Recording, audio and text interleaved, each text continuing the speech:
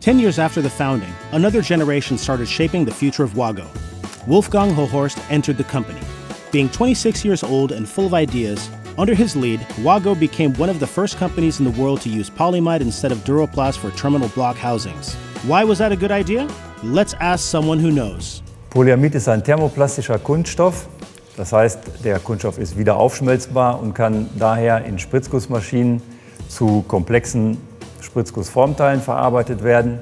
Der Werkstoff wurde bereits in den 30er Jahren von der Firma DuPont in den USA entwickelt. Es wurden die ersten Nylonstrümpfe daraus hergestellt. Das bringt eine Menge an guter Eigenschaften mit. Die Kombination von hervorragenden Isolationseigenschaften und der guten Mechanik prädestiniert es eigentlich dafür, für Komponenten in der Elektrotechnik eingesetzt zu werden.